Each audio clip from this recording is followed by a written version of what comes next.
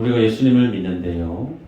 믿음을 다양하게 정의할 수가 있는데, 결국은 믿음은 예수를 믿는 내가 예수 그리스도와 하나 되게 만드는 것이 믿음이 가지고 있는 역할이고 기능이죠. 그래서 내가 예수님을 믿는다라고 하는 것은 예수 그리스도만 옳다. 예수님이 하신 말씀과 예수님이 행하신 일들, 그래서 주님께로부터 나온 것, 그것만이 옳고 바르고 그것만이 참된 진리임을 인정하고 그 주님이 하신 말씀, 진리, 가르침을 내가 수용하는 것이 믿음이라고 우리는 얘기할 수 있죠. 그래서 예수님을 믿는다라고 하는 그 말씀 안에는 끊임없이 계속적으로 하나님이 말씀하신 하나님의 진리와 하나님이 행하신 그 일들 앞에서 내가 가지고 있는 내 안에 잘못된 것들, 내 안에 거듭된 것들을 고쳐가야 하는 그 모든 것들이 하나님의 말씀과 하나님의 가르치심 앞에서 수리, 보수, 끊임없이 고쳐져 가는 과정을 전제하고 있다라는 부분을 말씀을 들어도 다 여러분들 다 공감하시고 수긍하리라 믿습니다. 그래서 우리가 예수님을 믿는다라고 하면 나는 이전의 그리고 지금까지 내가 살아왔던 그런 나의 모습을 고스란히 그대로 가지고 가면서 내가 예수님을 믿는다라고 하면 그것은 예수님을 믿는다고 말할 수가 있을까? 그럴 수 없다는 거예요. 우리가 예수님을 믿는다라고 하면 예수님이 하신 말씀대로 우리는 날마다 고쳐져 가고 있는 존재라는 거예요. 그걸 다른 말로 표현하면 예수님의 진리로 빚어져 가고 다듬어져 가고 완성되어져 간다 라고 우리는 말할 수 있겠죠. 그러기에 우리가 예수님을 믿으면서 믿음의 시간들이 계속해서 흘러가고 쌓이면 쌓일수록 우리는 내 안에 나의 것들은 하나씩 사라져 가야 되는 것이 맞고, 시간이 가면 갈수록 내 안에는 하나님의 것, 예수 그리스도의 것으로 가득가득 채워져 가야 되는 것이 맞죠. 결국은 예수님을 내가 오래 믿었다라고 하면 나는 없어지고 예수님이 하신 말씀과 가르치심과 진리만 내 안에 가득가득 흘러 넘쳐서 누가 보더라도 저 사람은 예수 믿는 사람이 맞구나. 우리가 그것을 소위 예수님을 잘 믿는다라고 하는 믿음의 삶으로 정의할 수 있을 겁니다. 여러분, 그래서 이런 어떤 기본적인 내용에 대해서 우리는 다 수긍을 하시고 고개를 끄덕이시는 분이 대부분인데, 그럼에도 불구하고 오늘 지금 내 삶의 모습을 말씀 앞에서 마치 거울을 보듯 비춰보면 좀처럼 우리는 나의 것을 내어버리려고 하지 않는 습성들이 있다는 거예요. 예수님의 말씀이 믿어지고 이해가 되어지고 수긍이 되어져도 그럼에도 불구하고 우리는 쉽사리 내가 고수해오고 붙들어왔고 생각하고 있는 믿음의 어떤 내용들, 어떤 성향들 혹은 가치들, 어떤 영역들이 쉽게 바뀌어지지 않는다라는 겁니다. 그러면서 우리는 내가 예수님을 믿으면 믿을수록 말씀과 무관한 내가 만들어 놓은 나의 신앙이라고 하는 그 성을 높이 쌓아서 그 기준에 부합되는 사람은 평가하기를 저 사람 참 예수님 잘 믿는다. 내가 쌓아왔고 내가 걸어왔던 내가 만든 믿음의 그 기준에 조금이라도 부합되지 않고 모자라면 저 사람 저리 가야 되겠나. 그 사람의 신앙에 대해서 삶에 대해서 평가하기를 주저하지 않습니다. 그래서 우리들은 예수님을 믿는다라고 하면 항상 우리는 믿음의 귀를 열어야 돼요. 내가 생각하는 것이 중요한 것이 아니고 하나님의 말씀이 어떠한지를 아는 것이 제일 중요합니다. 그러려면 어떤 상황이든 집에서 마음이 불편했든 한 주간의 직장에서 문제가 무엇이 있었든지 간에 교회 안에 예배를 드리게 되어진다라고 하면 모든 어떤 관심 스위치를 끄고 하나님 앞에 귀를 활짝 열고 마음문을 열어서 하나님이 뭐라고 말씀하시는지를 우리는 늘 들을 준비가 되어져 있어야 됩니다. 그래야만 내 안에 있는 것들을 제거하고 드러내고 버리고 예수님의 것으로 가득가득 채워질 수가 있다는 거죠.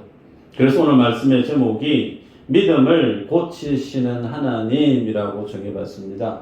읽었던 본문에는 고넬료라는 사람 그리고 베드로 사도가 등장하는데 베드로의 믿음을 고쳐가는 과정이 오늘 읽었던 10장의 주된 말씀의 포커스라는 사실을 여러분 염두하시기를 바라요.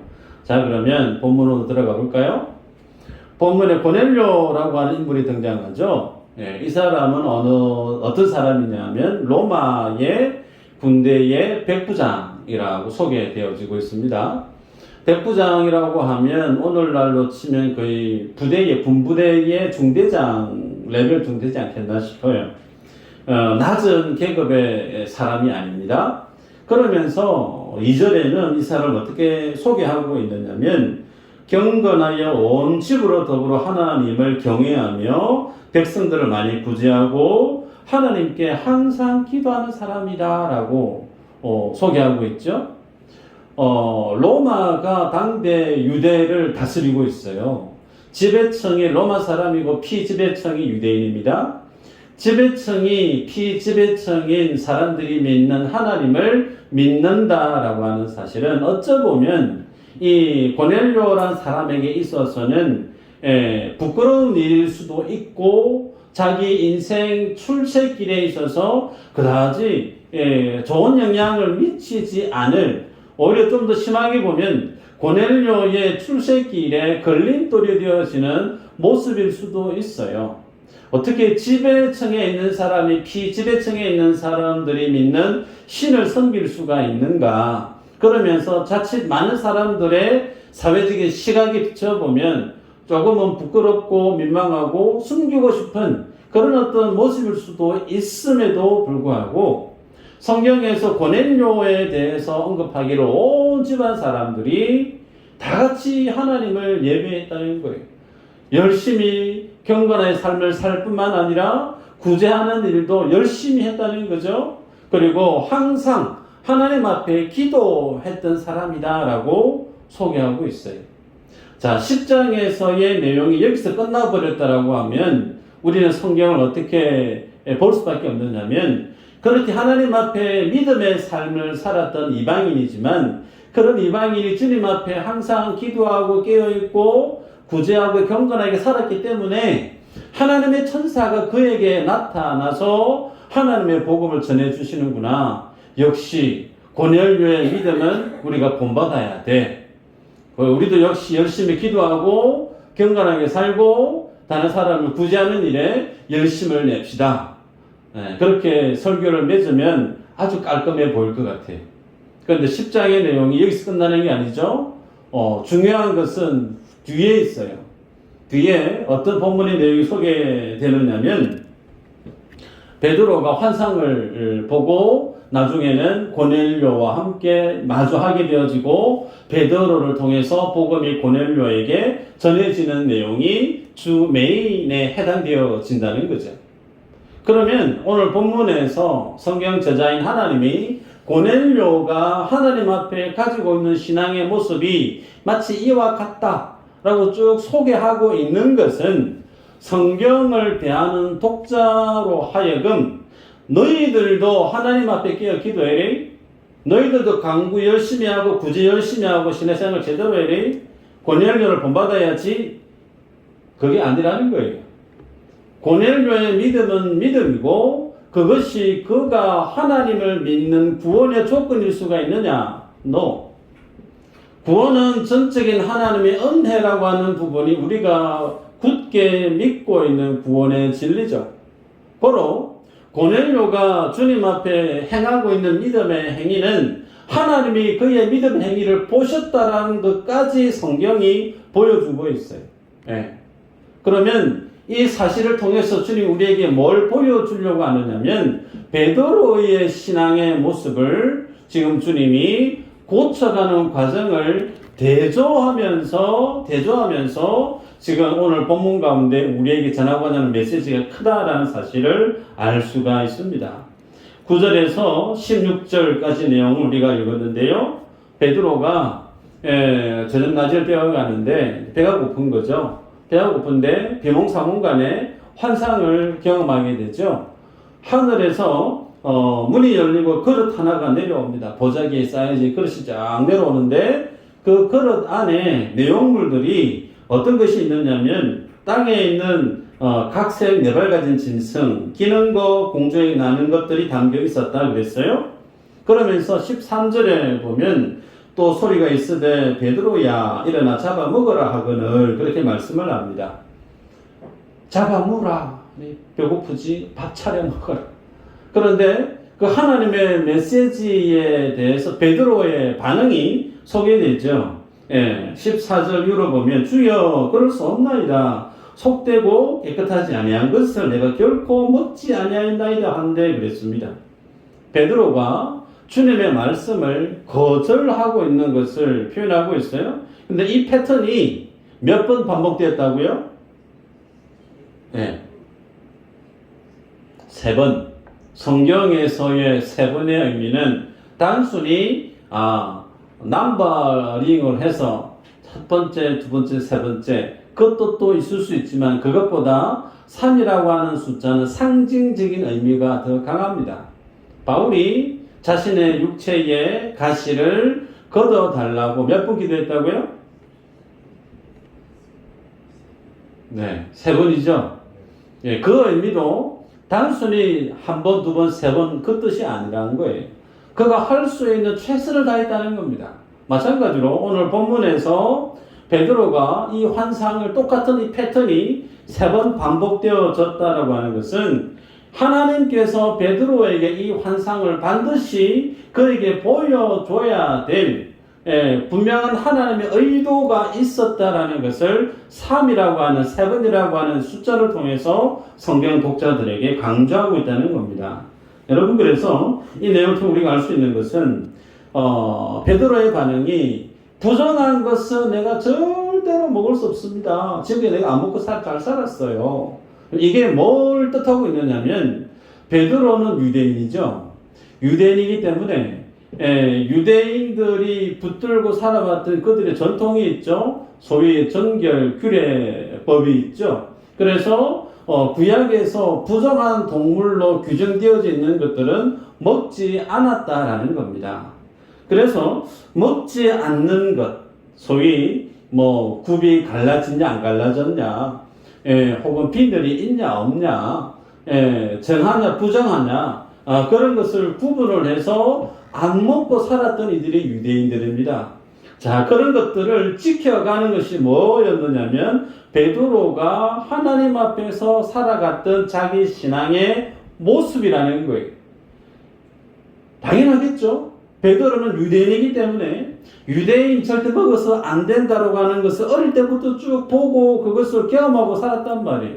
그래서 나의 신앙은 부정한 것은 절대 손댈 수 없고 먹어서도 안 돼 라고 하는 것이 베드로 안에 굳게 깊게 크게 자리를 하고 있는 베드로의 신앙인데, 문제는 하나님이 네가 부정하다고 하는 거 네가 안 먹으려고 하는데 그렇지 않다는 거죠. 하나님이 괜찮다, 정하다, 먹어도 된다 그러면 그냥 먹어도 된다는 게 선한 결정이고 하나님이 베드로에게 원하는 믿음의 모습이라는 거예요. 나는 안 된다고 하는 것이 나의 믿음으로 굳게 붙들고 있는데 하나님은 그렇게 마음을 붙들고 살아가는 자기 소위 베드로의 신앙을 너 그거 내가 원하는 신앙이 아니야. 나 여호와 하나님이 너에게 원하는 신앙은 내가 정하다고 하는 것을 다 줄 때 네가 그것을 너 스스로 재단하고 스스로 갈라치고 도려내고 네가 원하는 것만을 취사 선택해서 취하는 그거 내가 내게 원하는 신앙 아니야. 내가 내게 무엇을 주든지 간에 너는 그것을 하나님께로부터 왔다면 땡큐하고 감사하게 받는 것이 내가 내게 기대하는 믿음의 모습이야라고 하는 사실이 이 환상 가운데 있다는 겁니다. 여러분, 오늘날에도 오늘 이 성경이 우리에게 주는 좋은 예가 되는 것은 신앙생활을 하다 보면 성도 안에 갈등이 있을 수 있어요. 그런데 성도 간의 갈등이 일어나는 것들 중에 정말 갈등을 일으킬 만한 어떤 빅 이슈가 되어지고 중요한 내용들로 싸우는 경우가 많은가? 의외로 본질적인 것들은 별 차이가 없어요. 비본질적인 것들로 갈등이 있고 의견 다툼이 있는 경우들이 허다히 많습니다. 예를 들면 오늘날에는 구약의 율법에 준하는 음식을 가지고 먹어야 되나 안 먹어야 되나, 그거 먹으면 믿음이 있는 거고 그거 안 먹으면 믿음 없는 거다. 우리 그렇게 여기지 않죠. 예를 들면 돼지고기, 다 돼지고기 좋아하시죠? 돼지고기 먹으면 믿음이 있는 거고 돼지고기 안 먹으면 믿음 없는 거고, 진리가 너희를 자유케 한다고 그랬는데 그 진리 안에 자유하는 사람은 뭐 돼지고기든 짱어든 뭐든 먹을 수 있는 거 아닌가. 오늘날 교회 안에는 이런 먹는 것 때문에 다툼을 갖는 분들은 많이 없어요. 그런데 왕왕 의견 충돌을 일으키는 경우가 무엇에서 보게 되어지느냐면 주일 성수 문제예요. 주일 성수 문제. 주일을 지키는 기준이 크게 두 가지가 있어요. 하나는 안식일처럼 주일을 지켜야 된다. 구약에 안식일을 지키지 않는 사람은 거의 죽음에 처해졌기 때문에 이 안식일을 거룩하게 지키는 그 마인드처럼 주일을 지켜야 된다. 그래서 그렇게 주일을 지키는 사람은 반드시 주일날에 돈 쓰면 안 된다. 밖에 나가서 음식 식당에 가서 사 먹으면 그거 올바른 신앙 아니다 라고 마치 구약의 안식일의 기준에 준하는 모습들로 오늘날이 주일을 지켜야 된다라고 강조하는 분들이 있어요. 또 반대는 오늘날 안식일은 예수님의 죽으심과 부활하심으로 완성되어졌기 때문에 오늘날에는 안식일의 율법이 사라지고 없다. 그래서 주일을 지키는 것도 구약의 안식일과 사무 상관없이 마음대로 진리 안에서 자유한다고 했기 때문에 원하면 필요하면 돈 쓸 수도 있고 자유할 수 있는 영역이 많다. 이렇게 주일날 돈 쓰는 문제에 대해서 yes, no가 나뉘어집니다. 여쭤볼까요? 주일날 돈 써도 된다. 1번. 주일날 돈 쓰면 안 된다. 2번. 몇 번일까요?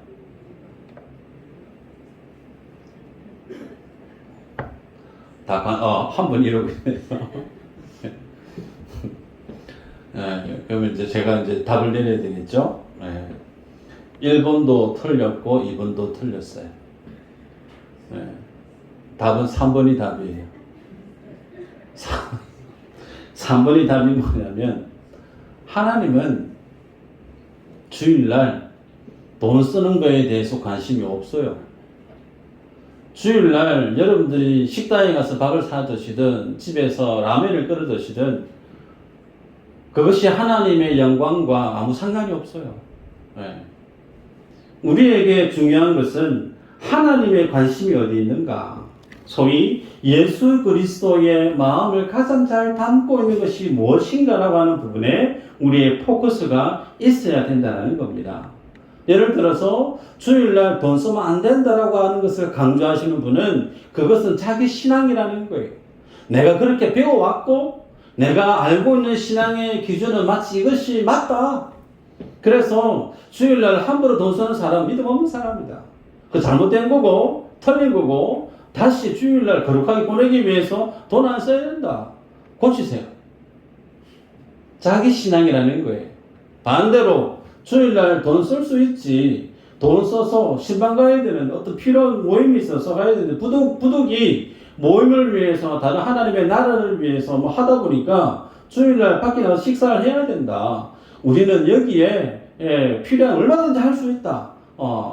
주일을 그렇게 심하게 보수적 지킬 필요 없다라고 강조하는 것도 그분의 신앙이라는 거예요. 그 둘 다 하나님 앞에서 절대적이냐? 절대적이지 않다라는 거예요. 여러분, 왜 이런 예를 제가 말씀을 드리느냐면 베드로가 지금 마치 그와 같다는 거예요. 구약의 율법에 그가 배우고 자라왔던 베드로의 신앙이 마치 부정한 것은 먹어서는 안 돼라고 하는 자기 신앙이 굳게 뿌리 내려 있었던 그에게 오늘 하나님은 베드로의 그 신앙을, 그 믿음을 고쳐가고 있는 것을 환상을 통해서 보게 된다는 겁니다. 여러분, 왜 하나님이 이 환상을 베드로에게 보여주고 있을까요? 왜 하나님이 베드로를 사도로 불렀죠? 베드로를 구원하시기 위해서. 물론 맞아요. 그것이 전부일까요? 아니죠. 주님이 12명의 사도를 데리고 다니면서 3년 동안 동고동락했던 이유는 그들에게 예수님이 하실 사역, 사랑하라, 제자 삼으라, 이 사명을 하나님께로 부여받은 이 사명을 고스란히 그 12명의 제자들에게 위임하기 위해서, 소위 베드로를 통해서 다른 사람을 구원하게 하기 위해서 주님이 베드로를 사도로 불렀다라는 거예요. 그래서 베드로는 자기를 위해서 존재하는 사람이 아니고 다른 사람을 하나님께로 인도하기 위해서 특별히 하나님 앞에 콜링을 입은 사람이 베드로라고 하는 겁니다. 때문에 여러분, 신앙은 나를 위한 신앙이 아니고 다른 일을 위한 신앙이어야 함이 마땅하다는 거예요. 오늘 말씀에 있어서 참 중요한 부분입니다. 다시 강조드릴게요. 내가 하나님을 믿는 믿음이 내 신앙이라고 하는 것으로 자리에 있는데, 사람마다, 성도마다. 그런데 그 신앙이라고 하는 그것이 나를 위한 것으로만 자리에 있어서는 안 된다라는 거죠. 내가 하나님을 신뢰하는 이 신앙은 절대적으로 다른 이가 나를 통해서 하나님을 만나고 하나님께 나아가게 만들게 하기 위해서 주님 우리에게 각자에게 넘치는 은혜로 주신 것이 내 안에 자리해 있는 나의 신앙의 모습이라는 거예요.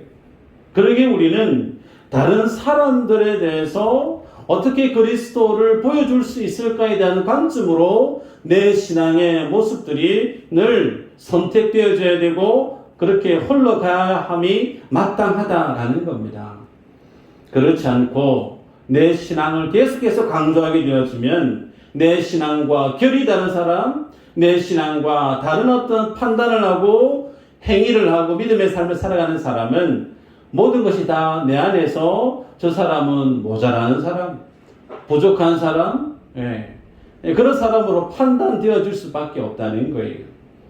여러분, 베드로에게 이 환상을 보여주는 이유, 그가 이와 같은 신앙을 가지고 있었는데 예를 들어서 하나님이 고넬료를 지금 구원하시기로 작정하셨다는 거예요. 그가 주님 앞에 가졌던 신앙의 모습을 통해서 고넬료라고 하는 인물을 들어 많은 사람들에게 주의 복음을 증거하기를 주님이 작정하셨고, 고넬료가 비록 이방인이지만 하나님이 고넬료가 주를 향한 그 믿음의 모습을 주님이 보셨고, 주님이 이방인이지만 하나님의 언약에서 벗어냈던 인물이지만 하나님이 그를 하나님의 백성으로 삼으려고 주님이 용납하셨어요. 주님이 품었다는 거죠. 그런 그를, 베드로를 불러서 완성된 하나님의 분명한 진리를 증거해 주기를 원하는데, 베드로 안에 내가 붙들고 있는 내 신앙이 있다는 거예요. 아주 견고한 내가 만들어 놓은 나의 신앙이 철두철미할 때 그 곁에 고넬료가 뚜레둘레 가서 하나님이 보내서 왔습니다 라고 하면 베드로가 기다렸습니다 말할 수 있을까? 불가능하다는 거예요.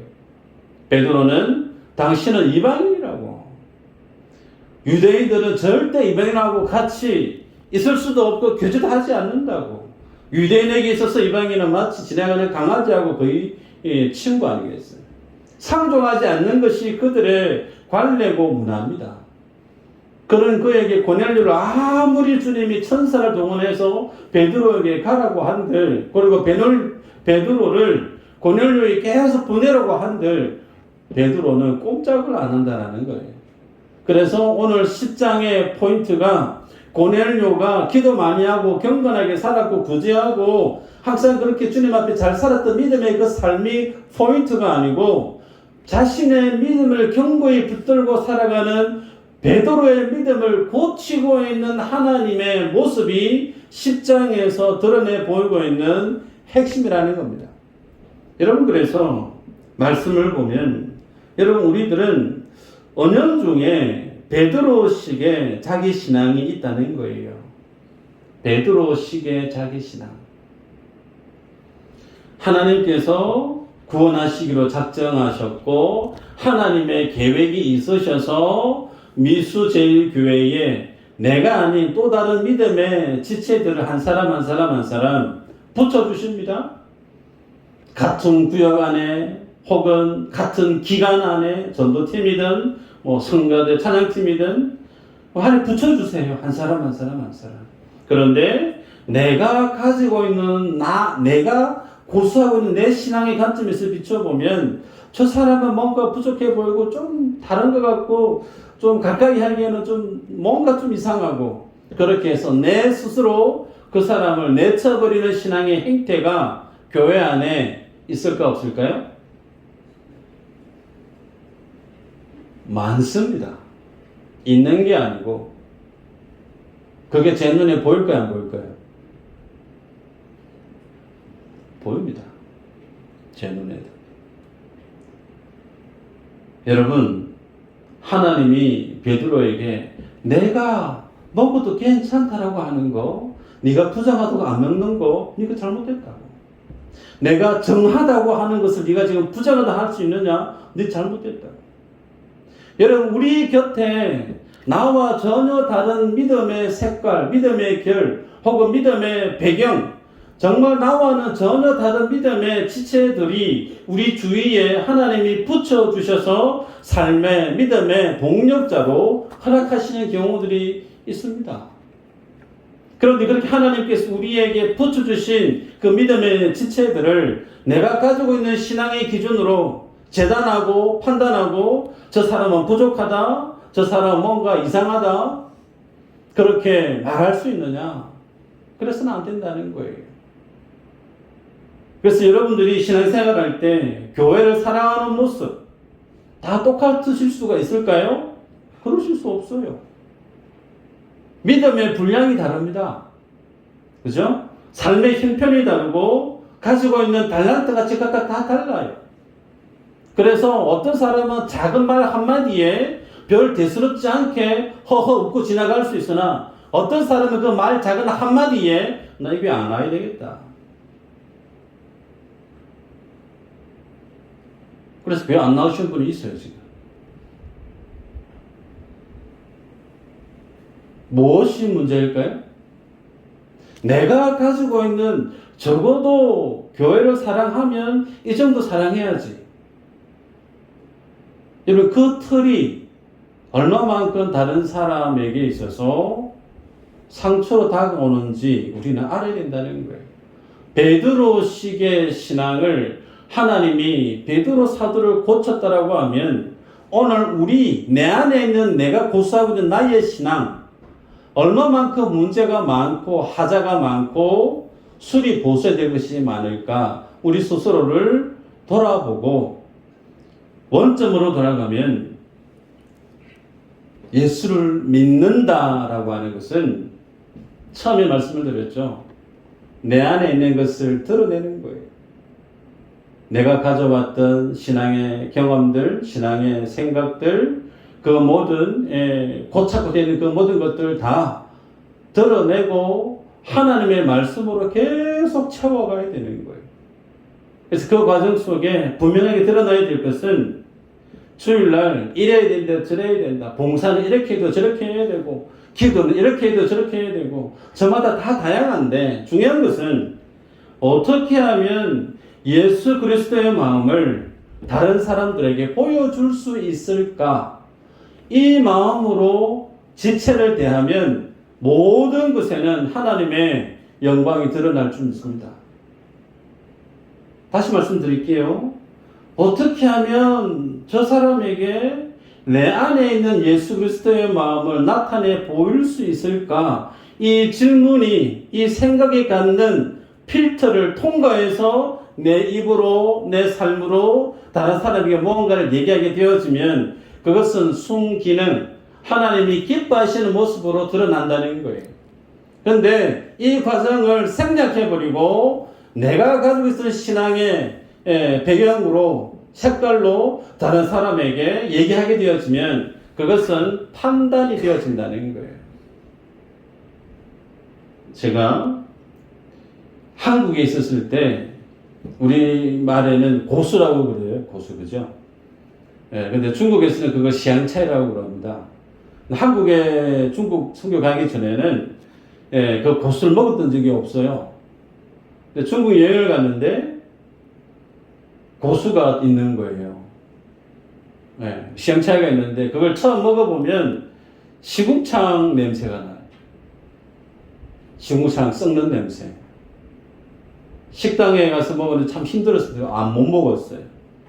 그런데 사역하면서 한족 중국 어렵게 사는 농가에 성도가 초대를 해서 식사를 갔는데 양고기를 잘 먹는데 한족들이 탕을 끓여서 내는데 그 위에 시향차이가 고수가 수북히 있는 거예요. 한 숟가락 탁 떠서 먹으려고 하는데 시궁창 썩는 냄새가 훅 들어와요. 홍어는 저리 가라는 거예요. 근데 그걸 어떻게 해야 될까요? 내가 못 먹는데요. 거절하고 안 먹을 수 있어요. 혹은 꾹 참고 연기를 열심히 해서 맛있다고 그냥 후루룩 원샷 먹듯이 그냥 뚝딱 먹어 치울 수도 있어요. 어떻게 하는 것이 지혜로운 선택일까요? 두 번째겠죠. 그렇게 했습니다. 그때부터 지금까지는 제가 고수를 잘 먹게 되었는데요. 여러분, 우리는 어떻게 하면 하나님이 보내신 사람을, 붙여주신 사람을 나의 믿음의 신실한 동력자로 어떻게 하면 많은 사람들에게 내 안에 있는 예수 그리스도를 보여줄 수 있을까? 이 마음 앞에 설 때 우리는 늘 하나님의 진리 안에서 내 믿음이 수리되어져야 되고 고침을 받아야 되는 존재라는 거죠. 바라기는 여러분 모두가 이 하나님의 원하시는 믿음의 자리에 쓰셔서 주님이 마음껏 들어쓰시기에 부족함이 없는 믿음의 거부들로 주 앞에 값지게 살아가는 모든 분들 되시기를 주 이름으로 축복합니다. 기도합니다.